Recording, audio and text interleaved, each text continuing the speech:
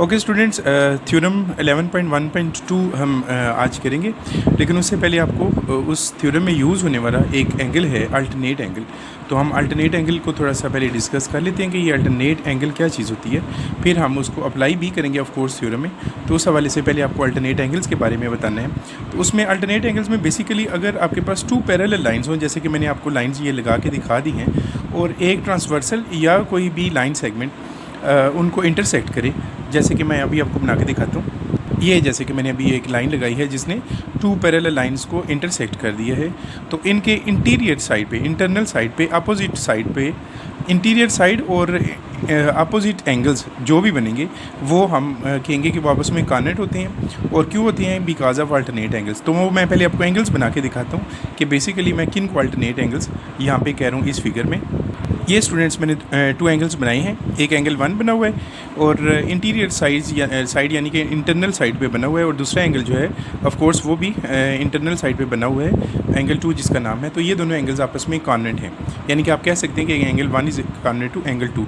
और ये जो एंगल्स हैं, इन एंगल्स को कहते हैं कि ये अल्टरनेट एंगल्स हैं। ठीक है, एक उस ट्रांसवर्सल वो या वो लाइन जो पैरेलल लाइंस को इंटरसेक्ट करी है उसकी लेफ्ट साइड पे होना चाहिए और एक राइट साइड पे। ऑफ कोर्स राइट पे भी हो सकते हैं और लेफ़्ट पे भी बन सकते हैं। तो अब हम ये कह सकते हैं कि ये जो दोनों एंगल्स हैं, अगर वो पैरेलल लाइंस को एक लाइन कट करी हो तो वो एक अपोजिट साइड पे बनने वाले जो एंगल्स हैं उन्हें हम अल्टरनेट कहते हैं, और अल्टरनेट एंगल्स हमेशा एक दूसरे के इक्वल होते हैं। तो हम इन दोनों के एंगल्स को इक्वल अब लिखते हैं। ये मैंने लिख दिया कि ये दोनों अल्टरनेट एंगल्स 1 और 2 ये आपस में इक्वल है। बिल्कुल सेम इसी तरह एंगल्स दूसरी साइड्स पे भी बन सकते थे, इस साइड पे और इस पे भी, ये भी आपस में अल्टरनेट होंगे। तो वो हम कोई और एंगल बना के मैं उनको आपको एक्सप्लेन करता हूँ। ये स्टूडेंट्स मैंने दूसरी साइड पे भी एंगल्स बना दिए हैं, angle 3 and angle 4। Of course these angles are also called alternate angles and of course these angles will be equals. तो हम इसको लिख सकते हैं कि एंगल 3 और 4 भी अल्टरनेट एंगल्स हैं और ये भी आपस में इक्वल होंगे।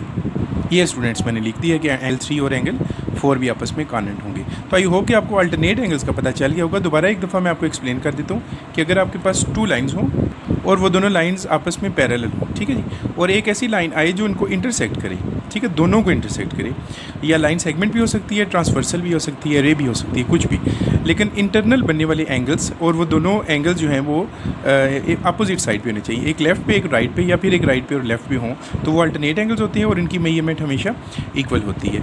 और ये भी हम कह सकते हैं कि अल्टरनेट एंगल्स जिन साइड्स को टच करती हैं, ये बड़ी इंपॉर्टेंट मैं बात करने लगूँ कि अल्टरनेट एंगल्स जिन साइड्स को टच कर रही होती हैं वो लाइंस आपस में ऑफ कोर्स पैरेलल होती हैं। ठीक है, तो ये कंसेप्ट अभी आप माइंड में रखिएगा, इसको भूलना नहीं है। अभी हम जब थ्योरम करेंगे तो इसमें ये कंसेप्ट यूज़ होगा। ये लें जी students, back to theorem. Theorem की स्टेटमेंट है, prove that if two opposite sides of a quadrilateral are congruent and parallel comma it is a parallelogram. तो इस स्टेटमेंट को हम रीड करेंगे। इसमें से हमने गिवन को भी एक्सट्रैक्ट करना है और टू प्रूव भी हम यहाँ से फाइंड करेंगे। तो मैं आपको ना अंडरलाइन करके ऑफ कोर्स एज़ यूजुअल बताता हूँ कि हमारे पास गिवन क्या है और हमने प्रूव क्या करना होगा। तो पहले गिवन को हम ज़रा अंडरलाइन कर लेते हैं। ये देखिएगा, मैं अभी इसको अंडरलाइन करने लगा हूँ और उसके ऊपर मैं हेडिंग में लिख दूँगा कि ये यहाँ स्टेटमेंट का कौन सा पार्ट है विच बिलोंग्स टू गिवन। तो ये आप ज़रा देखिए। ये ले स्टूडेंट्स, मैंने अंडरलाइन कर दिया। तो ये जो मैंने रेड से इस दफ़ा अंडरलाइन किया ताकि थोड़ा सा डिफ्रेंशिएट हो जाए और आपको समझ आ जाए। तो ये रेड से जो आपको लाइंस नज़र आ रही हैं अंडरलाइन हुई, बेसिकली ये जो है हमारा गिवन होगा और ऊपर मैंने गिवन इसका लिख दिया। तो इसको हम ट्रांसलेट अभी कर लेते हैं और रिमेनिंग जो पार्ट है दैट बिलोंग्स टू प्रूफ, तो उसको भी देख लें हम। टू प्रूव लास्ट पार्ट होता है आपकी स्टेटमेंट का। तो इसमें हमारे पास प्रूफ कौन सा होगा? जी बिल्कुल स्टूडेंट्स, ये जो मैंने अभी अंडरलाइन किया है, इसकी अंडरलाइनिंग जो है वो मैंने ज़रा डिफरेंट तरीके से की है। इट इज़ अ पैरेललोग्राम, ये हमारे टू प्रूफ का पार्ट होगा। तो सबसे पहले हमने गिवन के मुताबिक फिगर बनानी है। फिगर में क्या लिखा हुआ है, गिवन में क्या लिखा हुआ है? If two opposite side of a quadrilateral. तो सबसे पहले हमें क्वाड्रिलेटरल बनाना है। क्वाड्रिलेटरल कहते हैं एनी 4 साइडेड फिगर, कोई भी 4 साइडेड फिगर हो उसको हम कहते हैं क्वाड्रिलेटरल। मतलब आप ये भी कह सकते हैं कि रेक्टेंगल भी क्वाड्रिलेटरल है, जो स्क्वायर है वो भी क्वाड्रिलेटरल है, या फिर जो रेक्टेंगल है वो भी, और ऑफ कोर्स पैरेललोग्राम भी जो होती है वो क्वाड्रिलेटरल होती है। तो any 4 sided figure is called quadrilateral. तो वो कहता है कि अगर आपके पास कोई सी 2 अपोजिट साइड्स एक क्वाड्रिलेटरल की बनाएं और वो कॉन्वेंट भी हों और पैरेलल भी हों, तो हम उसे कहेंगे और प्रूव करेंगे कि वो एक पैरेललोग्राम बन जाते हैं। ठीक है जी। तो पैरेललोग्राम के हवाले से ये बात हमने लिखनी है। तो पहले गिवन के मुताबिक हम बना लेते हैं। हम एक क्वाड्रिलेटरल बनाएंगे और उसकी two opposite sides of course congruent भी करेंगे और ऑब्वियसली हम उनको पैरेलल भी करेंगे। तो वो ज़रा आप देख लें कि मैं कैसे करूँगा। ये लें स्टूडेंट्स, मैंने गिवन के मुताबिक फ़िगर बना दी है और फिगर आपने ऐसे बनानी है कि इसका कोई भी एंगल 90 डिग्री नहीं होना चाहिए। देख रहे हैं ये भी थोड़ी सी जो है वो सीधी लाइन नहीं है और ऑफ कोर्स जो लास्ट लाइन है 4 साइडेड फिगर के हवाले से वो भी सीधी नहीं है, 90 एंगल नहीं होना चाहिए। हमने इसको पैरेललोग्राम प्रूव करना है इसलिए। तो स्टूडेंट्स क्वाड्रिलेटरल हमने बना लिया है और इसको पैरेललोग्राम की तरह हमने इसलिए बनाया है ताकि जो है हम इसको आसानी के साथ क्वाड्रिलेटरल को पैरेललोग्राम में कन्वर्ट कर सकें। ठीक है जी। तो ये ज़रा अपने माइंड में रखना है। और ऑफ कोर्स उसने कहा था कि टू अपोजिट साइड्स जो हैं वो इक्वल होनी चाहिए। तो हमने टू अपोजिट साइड्स को इक्वल भी किया है। ये देख रहे हैं आपने ए बी के ऊपर मैंने 2 लाइंस लगाई हैं जो कि इस चीज़ को रिप्रेजेंट कर रही हैं कि ये अपोजिट साइड यानी कि सामने वाली साइड सी डी के कॉन्वेंट भी हैं और पैरेलल तो ऑफ कोर्स नज़र आ रहा है। ठीक है, पैरेलल डायरेक्शन को कहते हैं। तो ए बी की जो डायरेक्शन है वही डायरेक्शन सी डी की है। तो हम ये आसानी के साथ बता सकते हैं। तो बस स्टूडेंट यही हमारा गिवन था। इफ़ टू अपोजिट साइड्स, ये होगी वो opposite sides of a quadrilateral, ये हो गया क्वाड्रिलेटरल, आर कॉन्वेंट, ये हो गया कॉन्वेंट, ये वाली लाइंस, एंड पैरेलल। तो पैरेलल तो नज़र आ रहा है कि डेफिनेटली है। तो हम इसी को गिवन की हेडिंग में लिख देते हैं कि हमारे पास एक 4 साइडेड फिगर है, क्वाड्रिलेटरल है, और फिर बता देंगे कि इसकी कौन सी साइड किसके पैरेलल है जो हमारे गिवन में है। ऑफ कोर्स ए बी और सी डी हैं जो कि पैरेलल भी हैं और कॉन्वेंट भी हैं। तो ये मैं गिवन की हेडिंग में लिख के आपको दिखाता हूँ। लें जी स्टूडेंट्स, ये लिख दिया हमने गिवन के क्वाड्रिलेटरल है और उसकी एक साइड ए बी और सी डी जो है पेयर, ये कॉन्वेंट भी हैं और पैरेलल भी हैं, ये भी लिख दिए। बस यही हमारा गिवन था। प्रूव में हमने ना ये अपोजिट साइड्स को करना है। जैसे ए गिवन में था ना कि ए बी और सी डी कॉन्वेंट और पैरेलल हैं, तो प्रूव में हमने ये ए डी और बी सी को कॉन्वेंट भी प्रूव करना है और पैरेलल भी प्रूव करना है। तो ये अपने माइंड में आपने रखना है। ठीक है जी। तो अब हम नेक्स्ट स्टेटमेंट की तरफ चलते हैं। हेडिंग जो है वो है टू प्रूव। टू प्रूव में लिखा हुआ है इट इज़ अ पैरेललोग्राम। कौन it is a parallelogram? It किसको कह रहे हैं? ऑफ कोर्स इसी क्वाड्रिलेटरल को कह रहे हैं। तो हम कहेंगे कि ये जो पैरेललोग्राम है, ये जो क्वाड्रिलेटरल है, दैट इज़ अ पैरेललोग्राम। तो इसको हम टू प्रूव की फॉर्म में कन्वर्ट कर लेते हैं। ये लें स्टूडेंट्स, हमने टू प्रूव को भी लिख लिया। सेम वही स्टेटमेंट नीचे लिखी है, इट इज़ अ पैरेललोग्राम, यही लिखा हुआ है it is a parallelogram. It की जगह बस हमने ए बी सी डी का वर्ड यूज़ कर दिया क्योंकि क्वाड्रिलेटरल जो है वो ए बी सी डी बन चुकी है। तो आई होप कि आपको प्रूव भी क्लियर हो गया होगा। अब हम कंस्ट्रक्शन की तरफ आते हैं। पहले मैं कंस्ट्रक्शन कर लूँ, आप फिगर पे ज़रा ध्यान दीजिएगा और फिर हम उसको डिस्कस कर लेते हैं कि हमने लिखना क्या है। ये स्टूडेंट्स आप फिगर में देख चुके होंगे कि मैंने एक कंस्ट्रक्शन की है। मैंने डी को बी से ज्वाइन किया है और कुछ एंगल्स बना दिए हैं क्योंकि एंगल डी और बी ब्रेक हो गए थे, इसलिए हमने उनको डिवाइड करके लिख दिया कि यहाँ से लेकर यहाँ तक जो पार्ट है इसका हाफ पार्ट ये एंगल 1 है और रिमेनिंग हाफ पार्ट जो एंगल 4 है। इसी तरह ये नीचे वाले भी हाफ में डिवाइड हुए हैं, तो हमने 2 और 3 की फॉर्म में लिख रहे हैं। तो हमने किया गया कि हमने बी को डी से ज्वाइन किए और फिर हमने एंगल्स को लेबल कर दिया है 1 2 3 4। तो यही हमने कंस्ट्रक्शन में लिखना है और उसको बताना होगा। तो वो मैं भी आपको लिख के कंस्ट्रक्शन बताता हूँ कि कैसे लिखेंगे। ये लें स्टूडेंट्स, हमने कंस्ट्रक्शन यहाँ पे लिख दी है। ठीक है, तो आई होप कि आपको कंस्ट्रक्शन क्लियर होगी और कंस्ट्रक्शन हमने इस तरह क्यों की है कि हम चाहते थे कि 2 ट्राइंगल्स बन जाएं। अब आपको नज़र आ रहा होगा एक ट्राइंगल बनी हुई नज़र आ रही होगी ए बी डी और दूसरी ऊपर ट्राइंगल नज़र आ रही होगी सी डी बी। ठीक है, इन दोनों को हम कॉरेस्पॉन्डेंस करेंगे जैसे मैंने 12 चैप्टर के वीडियो लेक्चर्स में आपको बताया था। तो इससे हमारा एटलीस्ट इनकी जो साइड्स है ना ए डी, एक ट्राइंगल की साइड ए डी होगी और दूसरी की बी सी, ये दोनों आपस में कॉन्वेंट प्रूफ करने में हमें आसानी हो जाएगी। इसलिए हमने इस तरह की कंस्ट्रक्शन की है। अगर आपके माइंड में आए ना क्वेश्चन कि ये हमने कंस्ट्रक्शन क्यों की है, तो याद रखिएगा कि हमने ट्राइंगल्स को कॉरेस्पॉन्ड करना है, इसलिए हमने 2 ट्राइंगल्स बना दिए हैं। पैराग्राम को हमने डिवाइड कर दिया है in the form of 2 triangles. तो इसलिए हमने ये कंस्ट्रक्शन की है और इस हवाले से आप कंस्ट्रक्शन को याद भी रखेंगे। अब नेक्स्ट हम स्टेटमेंट्स और रीज़न की तरफ चलते हैं। स्टेटमेंट रीज़न को हम स्टार्ट करते हैं। पहले मैं लिख लूँ, फिर हम उसको जो है वो डिस्कवर कर लेते हैं कि कौन से हमें पास्टुलेट्स वगैरह अप्लाई करना है या क्या करना है। लें जी स्टूडेंट्स, स्टेटमेंट रीज़न मैंने स्टार्ट किया हुआ है प्रूफ में, और ये जो 2 ट्राइंगल्स बन रही थी उनको कॉरेस्पॉन्डेंस मैंने यहाँ पे लिखी है। कॉरेस्पॉन्डेंस करेंगे, हम कंपैरिजन करेंगे, पहले साइड्स को देखेंगे और फिर हम एंगल की तरफ मूव करेंगे। तो सबसे पहले अगर हम देखें तो इन दोनों ट्राइंगल्स में कौन सी साइड्स हैं। ऑफ कोर्स हम कॉरेस्पॉन्डेंस जो है वो साइड से स्टार्ट करते हैं। तो हम देखेंगे कि कौन सी वो 2 साइड्स हैं जो आपस में जिनकी कॉरेस्पॉन्डेंस होगी। ठीक है जी, वैसे तो आपने 3 साइड्स को देखना है ना, तो हम उस कॉरेस्पॉन्डेंस के हवाले से मैं पहले अंडरलाइन करके आपको बताता हूँ कि पहले हम किसको देखेंगे। जी बिल्कुल, ये मैंने अभी अंडरलाइन किया है। ए बी के नीचे लाइन लगाई और सी डी, इन दोनों की कॉरेस्पॉन्डेंस को हम चेक करेंगे कि क्या ए बी और सी डी कॉन्वेंट हैं। ये मैं यहाँ पे लिखने लगूँ इसमें यहाँ पे, ताकि आपको नज़र आ जाए। इसको रफ में आपने ना चेक करना होता है। आप A B congruent to C D. ये आपको चेक करना है, मैंने आपको पहले बताया हुआ है। आपने 3 हेडिंग्स के नीचे इसको चेक करना है। पहली हेडिंग होती है गिवन, दूसरी हेडिंग होती है कॉमन और तीसरी हेडिंग होती है कंस्ट्रक्शन।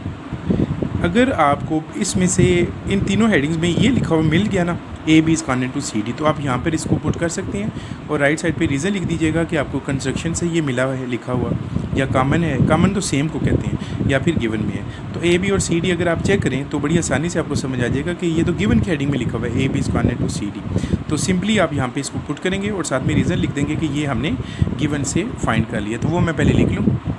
ये स्टूडेंट्स मैंने लिख लिए। तो एक तो पास्टुलेट में मुझे 3 चीज़ें चाहिए होती हैं। याद रखिएगा पास्टुलेट 3 पॉइंट्स का बनता है, कॉन्वेंसी का बनता है। एक का तो हमने लिख दिया है। अब दूसरा पेयर हम चेक करते हैं कि यहाँ पे पहला पेयर था ना ए बी और सी डी, अब नेक्स्ट पेयर किसका बनेगा? जी बिल्कुल, दूसरा पेयर बनेगा बी डी और इधर से भी बी डी। डी बी या बी डी ए की बात होगी, तो अगर इसको भी आप बाहर निकाल लेंगे B D congruent to B D लिख के, और इसको भी आपने इन्हीं हेडिंग्स में देखना है गिवन कॉमन कंस्ट्रक्शन में। तो ऑफ कोर्स आपको नज़र आ रहा है दोनों सेम है, तो ये कॉमन की हेडिंग में आएंगे। तो आप इसको भी यहाँ पे पुट करेंगे और साथ में रीज़न लिख देंगे कि ये हमें कॉमन की हेडिंग से मिल गया। तो वो मैं लिखता हूँ यहाँ पे। ये स्टूडेंट्स मैंने लिख दिया है, बी डी और बी डी मिल गया। अब तीसरा जो पेयर बन रहा है, ऑफ कोर्स पहले ए बी बना, फिर बी डी बना, अब ए और डी होगा और इधर से बी और सी होगा। तो इसको सेपरेट हम लिख लेते हैं। ए डी, यहाँ पे मैं लिखता हूँ इसको A D congruent to B D, तो C D sorry B C, ये मैंने लिख दिया। तो इधर से ए डी और इधर से सी बी। तो इसको अगर मैं चेक करूँ तो ना मुझे A D B C given में नज़र आ रहा है, ना मुझे A D congruent to B C prove में तो दिखना ही नहीं है, कंस्ट्रक्शन में नज़र आ रहा है, और ना ये कॉमन है। तो of course A D congruent to B C, इसको आप सेपरेटली इस पर टेम्परेरीली आप एक छोटा सा क्रॉस लगा देंगे कि ये हमें इन तीनों हेडिंग्स में से कहीं नहीं मिला। अब यहाँ पे हमारे पास साइड्स पूरी हो चुकी हैं, 2 साइड्स हमारे पास हैं। ये जो फर्स्ट है A B congruent to C D, ये हमारी एक साइड है, ये मैंने साइड पे लिख दिया लेफ़्ट साइड पे कि ये साइड है, और दूसरा बी डी ये भी हमारी एक साइड को रिप्रेजेंट कर रही है, तो मैंने इसके साथ साइड लिख दी है। और अब तीसरी एक चीज़ चाहिए होगी, पास्टुलेट के लिए 3 चीज़ें चाहिए होती हैं। साइड्स तो कंप्लीट हो चुकी हैं, 2 एक्सेप्ट हुई हैं, और तीसरी ये जो साइड है ये आपने याद रखनी है, बड़ी इंपॉर्टेंट चीज़ है ये आपने रिजेक्ट कर दिया because it was not present in the headings of construction common and given. इस वजह से हम इसको टेम्परेरीली रिजेक्ट कर रहे हैं, लेकिन इसको बाद में ले आएंगे जब ये ट्राइंगल्स आपस में कॉन्वेंट प्रूव हो जाएंगी। ठीक है, अब हमें एंगल चाहिए होगा क्योंकि साइड्स तो हमारी कंप्लीट हो चुकी हैं। तो यहाँ पे आपको हेल्प करेगा एंगल जो अल्टरनेट एंगल्स था। तो मैं पहले एंगल लिख देता हूँ कि कौन सा एंगल है और कौन सा अल्टरनेट एंगल की मैं बात करूँ जो कि इस फिगर में प्रेजेंट है। ये स्टूडेंट्स मैंने लिख दिया, angle 2 is congruent to angle 1। इस ए बी डी ट्राइंगल ये जो है इसमें वो एंगल 2 है और उस साइड पे एंगल अल्टरनेट दूसरी साइड पे 1 है। तो ये आप देख रहे होंगे कि ये 2 पैरेलल लाइंस हैं, ए बी और सी डी, और ये एक लाइन उनमें से इंटरसेक्ट कर रही है और इसके ये अपोजिट एंगल्स बन रही हैं। तो मैंने आपको स्टार्ट में बताया था ना कि अल्टरनेट एंगल हम यहाँ पे यूज़ करेंगे, तो ऑफकोर्स यहाँ पे हम यूज़ कर चुके हैं। तो डेफिनेटली हमें एक यहाँ पे एंगल तीसरे पास्टुलेट में अल्टरनेट एंगल्स की वजह से मिल गया। ये मैंने उसके लेफ्ट साइड पे लिख दिया कि ये एक एंगल है। अब हम देखते हैं कि हमारा पास्टुलेट कंप्लीट फिर क्या बना। वैसे तो मैंने जो साइड में लिखा हुआ है S S A, side angle, ये मैं पहले बुक से ये फिगर से चेक करूँगा कि क्या ये इस फिगर के मुताबिक ये बन रहा है। जैसे ए बी है, ए बी के साथ साइड लिखा हुआ है, तो आप ना एंगल को चेक करने के लिए ना आप इसको बनाना सीख लें कि कैसे हम पास्टुलेट बनाते हैं। तो ए बी ये लाइन सेगमेंट है, इसके साथ आपने लिखना है एस, ये मैंने फिगर में इसके साथ एस लिख दिया। दूसरी साइड है बी डी, ये वाली बी डी साइड है, इसके साथ आपको लिखना है एस क्योंकि ये भी तो एक साइड को रिप्रेजेंट कर रही है, ये मैंने लिख दिया एस। और तीसरा जो है दैट इज़ एंगल 2, ये आपको नज़र आ रहा है, तो इसके यहाँ पे आपने 2 के साथ लिख दें कि ये एक एंगल है। तो आप फिगर से ही देख सकते हैं कि पास्टुलेट बना। अगर हम अप से डाउन की तरफ आएँ या डाउन से अप की तरफ जाएँ तो वो पास्टुलेट बन रहा है एस ए एस या फिर एस ए एस। तो आप यहाँ पे पास्टुलेट एस एस ए नहीं लिखेंगे, सीक्वेंस चेंज हो सकता है, उसमें कोई प्रॉब्लम नहीं है, लेकिन आपका जो पास्टुलेट बना है वो है एस ए एस। तो ये स्टूडेंट्स मैंने इसका पास्टुलेट कंप्लीट कर दिया है। इसके पास्टुलेट कंप्लीट होने से हमें बहुत फ़ायदा होता है। उससे ये कि इसकी इस ट्राइंगल में जो जितनी भी साइड्स हैं वो दूसरी ट्राइंगल के कॉन्वेंट हो चुकी हैं। तो मैंने एक साइड के हवाले से लिख दिया, इस ट्राइंगल की एक साइड है ए डी और इसके अपोजिट साइड पे इस ट्राइंगल की साइड है बी सी, वो कॉन्वेंट हो चुकी हैं because these are corresponding sides of congruent triangles. और इसी हवाले से इनके कुछ एंगल्स भी कॉन्वेंट हो चुके हैं, जैसे 1 और 2 कॉन्वेंट थे ना, अब 4 और 3 जो हैं ये भी सेकेंड अल्टरनेट एंगल्स बन रहे हैं, ये भी आपस में कॉन्वेंट है। तो मैं उसको अब यहाँ पे लिखूँगा। ये मैंने नीचे लिख दिया, angle 4 is congruent to angle 3, और इसका रीज़न भी वही है, कॉरेस्पॉन्डिंग साइड्स तो नहीं होगी, ऑफ कोर्स एंगल होगा, तो corresponding angles of corner triangles हम कर चुके हैं। तो इसका मतलब है कि हमने साइड को तो प्रूव कर दिया। स्टूडेंट्स, मैंने आपको बताया था ना कि AD और BC को कॉर्नर प्रूव करना था, तो अभी हमने प्रूव किया है कि AD और BC आपस में कॉर्नर है, तो इस पर आप एक लाइन लगा सकते हैं कि नहीं जी कॉर्नर तो प्रूव हो गए। अब पैरेलल का प्रॉब्लम रह गया ना AD और BC का, तो वो अब मैं लिख के बताता हूँ कि पैरेलल हम कैसे लिखेंगे। तो चूँकि मैं आपको बता चुका हूँ कि एंगल 4 और एंगल 3 ये भी अल्टरनेट एंगल्स हैं, ठीक है जी, क्योंकि ये भी अगर आप देखें तो ये आपस में कॉर्नर है, और एक लेफ़्ट साइड पे बना हुआ एक राइट पे, तो ये जिन साइड्स को टच कर रहे हैं वो साइड्स आपस में पैरेलल हैं। तो एंगल 3 जिस साइड को टच कर रहा है वो है BC, ये मैं इसको बड़ा सा कर देता हूँ, ये BC है, और एंगल 4 जिस साइड को टच कर रहा है वो है AD। तो इसका मतलब है AD और BC आपस में पैरेलल होंगे, इसलिए हमने इसको फ्रॉम 1 कर दिया कि हमने 1 की वजह से लिखा है, और 1 क्या है आपके अल्टरनेट एंगल्स, ये अल्टरनेट एंगल्स हैं। तो स्टूडेंट्स, हमारा थ्योरम ऑलमोस्ट कंप्लीट हो गया। हमने इन दोनों साइड्स को प्रूव करना था कि ये आपस में कॉर्नर हैं, तो ये प्रूव हो गया। क्यों हुआ? क्योंकि ये दोनों ट्रायंगल्स आपस में कॉर्नर हो गया, और हमने प्रूव करना था कि AD और BC जो साइड्स कॉर्नर हैं वही पैरेलल भी हैं, तो वो भी हमने लिख दिया, क्योंकि 3 और 4 एंगल जो हैं वो अल्टरनेट एंगल्स हैं, और अल्टरनेट एंगल जिन साइड्स को टच करते हैं वो लाइंस आपस में पैरेलल होती हैं। बिल्कुल ठीक, ये स्टूडेंट्स हमने लिख दिया है। और बस लास्ट पे आपको लिख देना है कि ये ऐसी 4 साइडेड फिगर है जिसके अपोजिट साइड्स कॉर्नर और पैरेलल प्रूफ हो चुके हैं, तो of course it is a parallelogram. वो जो लिखा हुआ था ना, इट इज़ अ पैरेललोग्राम, तो अब हम कह सकते हैं कि ये पैरेललोग्राम कंप्लीट हो चुकी है। लास्ट पे आपने टू प्रूव वाली स्टेटमेंट दोबारा लिख देनी है, वो मैं आपको लिख के दिखा देता हूँ। ये स्टूडेंट्स मैंने लिख दिया कि ABCD इज़ अ पैरेललोग्राम। तो आई होप कि आपको ये थ्योरम समझ आ गया होगा, इसको अच्छे तरीके से समझ लें।